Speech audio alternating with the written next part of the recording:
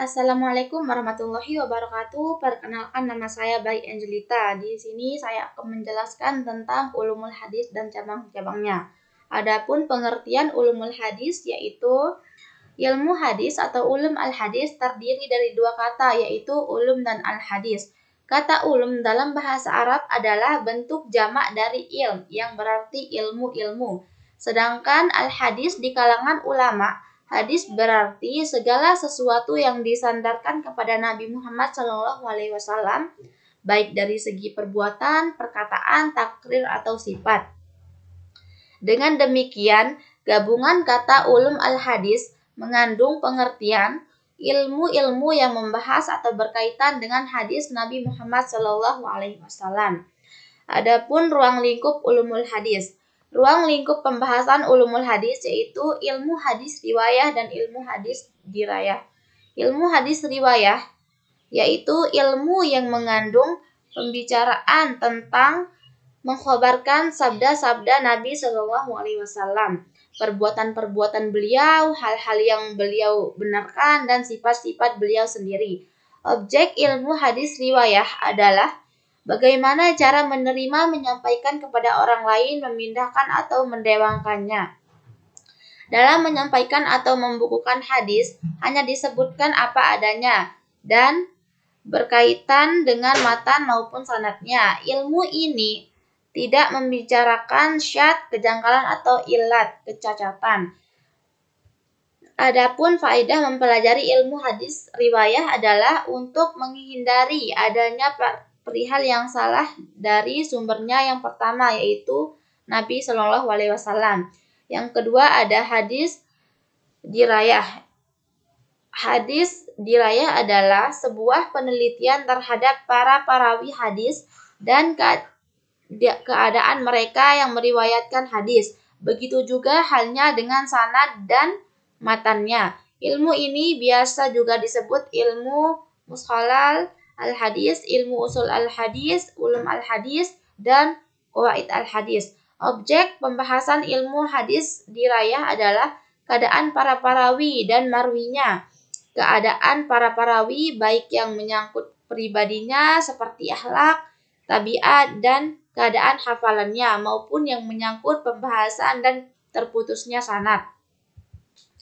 Adapun cabang-cabang ulumul hadis, di antara cabang-cabang besar yang tumbuh dan dari ilmu hadis riwayah dan dirayah adalah yang pertama ilmu rijalul hadis, yaitu ilmu yang membahas para perawi hadis baik dari sahabat dan tabi'in maupun dari angkatan-angkatan sesudahnya. Hal-hal yang terpenting di dalam ilmu rijalul hadis adalah sejarah kehidupan para tokoh-tokoh tersebut, meliputi masa kelahiran dan wafat mereka, negara asal, kepada siapa saja mereka memperoleh hadis, dan kepada siapa saja mereka menyampaikan hadis.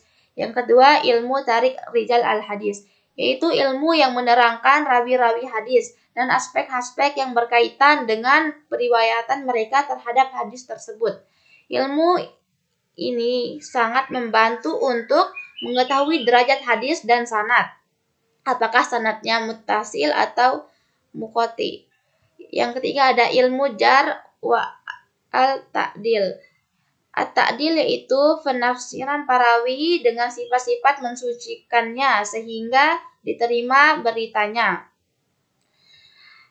Ilmu al-jar at-ta'dil yaitu ilmu yang menerangkan tentang hal-hal cacat yang dihadapkan kepada para perawi dan tentang pengadilannya atau memandang adil para perawi dengan memakai kata-kata khusus dan tentang martabat kata-kata itu.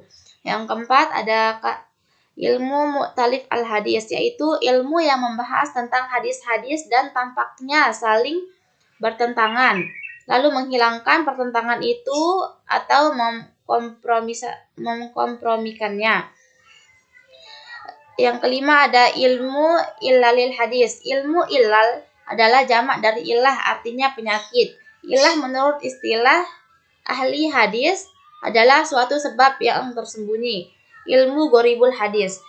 yaitu ilmu pengetahuan untuk mengetahui lafaz-lafaz dalam matan-matan hadis yang sulit lagi sukar dipahami disebabkan karena jarang sekali digunakan. Yang selanjutnya ilmu nasik dan mansuk hadis. Nasik artinya menghapus atau menghilangkan, sedangkan mansuk adalah yang dihapus atau yang dihilangkan. Ilmu nasik dan mansuk hadis yaitu ilmu yang membahas hadis-hadis yang bertentangan dan tidak mungkin diambil jalan tengah. Hukum hadis yang satu ini menghapus atau menansik hukum hadis yang lain mansuk.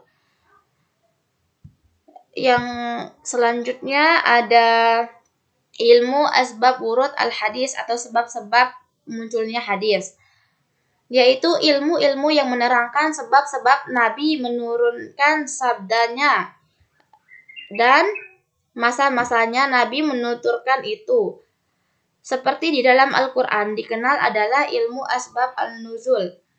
Di dalam ilmu hadis ada 5 asbab wurud al-hadis. Terkadang ada hadis baik, ada hadis yang apabila tidak diketahui sebab turunnya akan menimbulkan dampak yang tidak baik ketika hendak diamalkan. Yang terakhir ada ilmu muskhalah hadis. Ilmu muskhalah hadis adalah ilmu tentang dasar kaidah dan yang dengannya dapat diketahui keadaan sanad dan matan dari segi diterima atau ditolaknya. Objeknya adalah sanad dan matan dari segi diterima dan ditolaknya. Manfaat ilmu ini adalah membedakan hadis sahih dan yang tidak sahih. Mungkin itu saja yang dapat saya sampaikan. Sekian. Wallahul muwaffiq wal hadi ila sabilir rasyad. Wassalamualaikum warahmatullahi wabarakatuh.